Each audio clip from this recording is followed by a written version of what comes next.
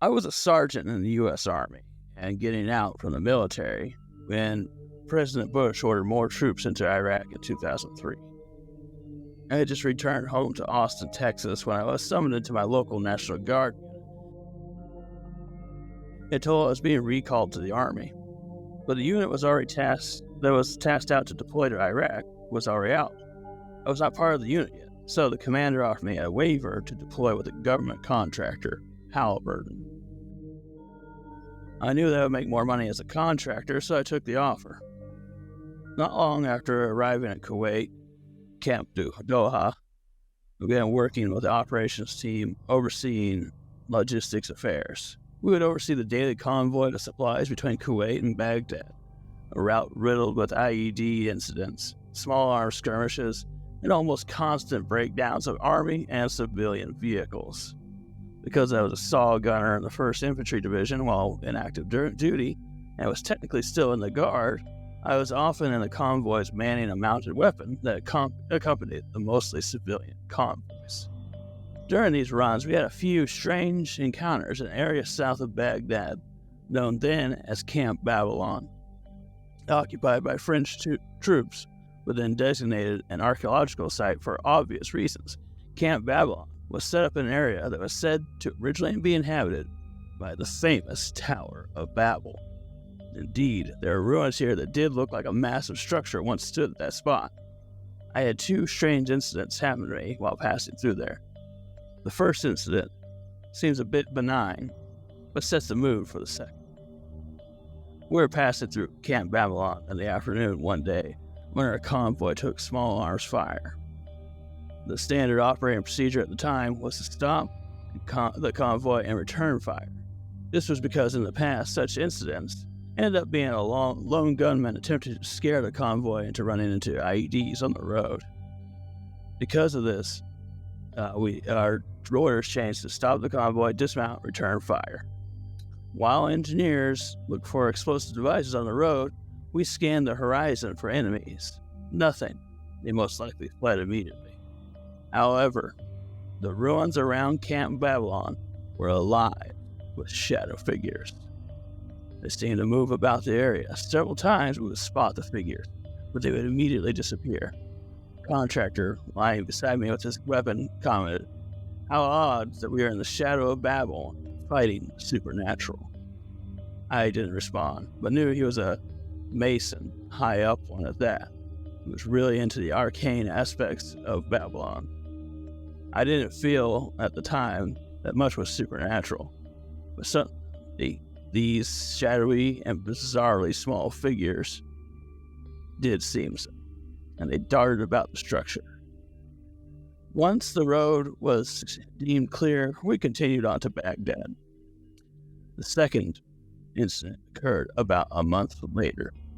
At this point, the weather in southern Iraq and Kuwait had turned quite cold at night.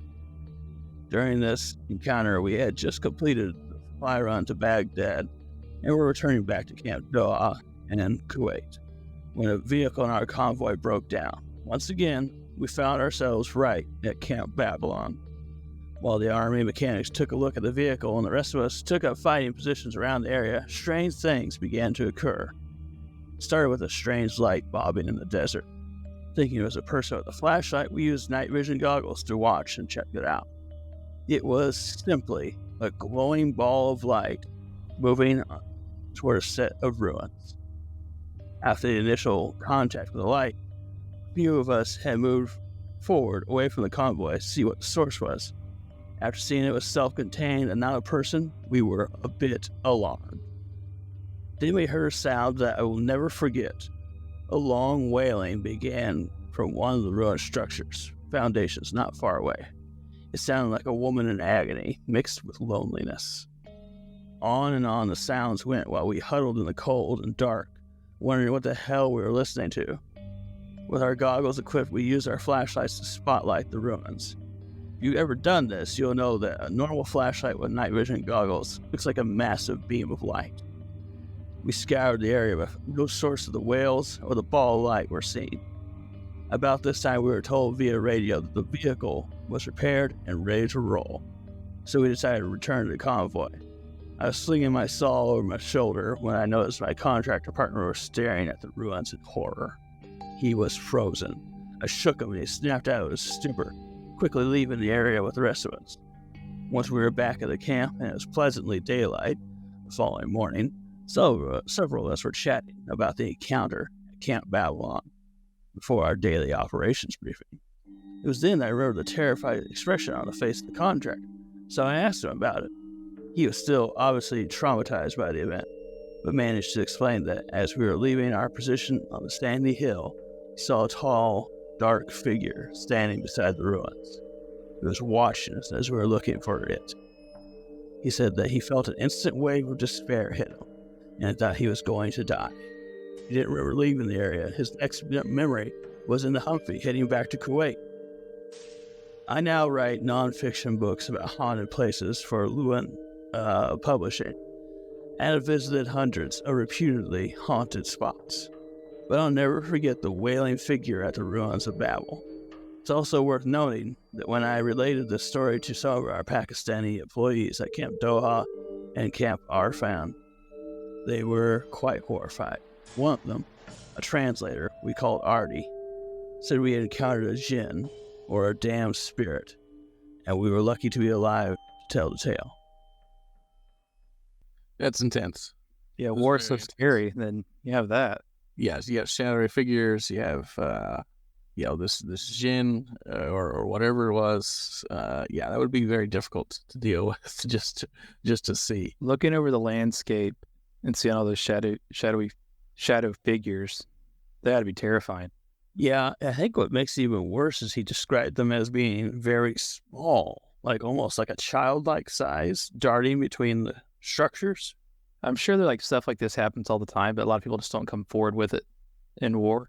Seems like it would if these things are true, it would be it's definitely something that would manifest these sort of things. You know what I mean? Yeah, it would definitely be like a location that would attract negative energy or evil spirits. I mean, why that would be like a place to go if there's some sort of war or battle that's happening. That would be where they would end up.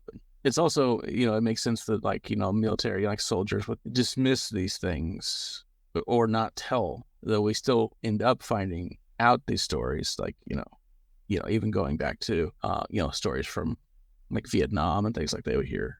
There are some soldiers who had supernatural experiences as well. Also, this is an area just filled with ancient traditions and magics and stuff that date back millennia, the very cradle of civilization with Babylon. And so there's definitely, if there's going to be a place where something old and ancient and dark exists, it would be somewhere out there. Just something that's been around for a long time, feeding on war, energy, or despair, and waiting. Yeah, the translator said it all. I think a lot of times if you have shadow people, I don't know if people always associate that with something so dangerous, because the translator said you're lucky to be alive. Yeah, he definitely seemed like he knew that this was something they should not have been near. But you're just going about your normal route, doing your normal things, and that's terrifying. We already had several stories tonight where I've got to check. I'll check all the locks. We got to get new locks from every week. He gets new locks. This is getting expensive. The fact that he mentions that he now writes books about hauntings and stuff like that, I need to track down his books, actually. I believe he linked it in one of the comments, so I'm wanting to check that out at some point. What was his name again? You don't know? He didn't give his real name in the Reddit post. I imagine it's on the book, so once I look that up finally, unless he's like a ghostwriter. I really didn't mean to do that.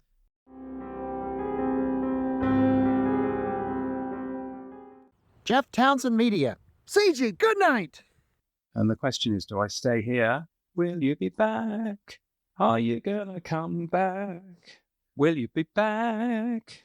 Are you coming back?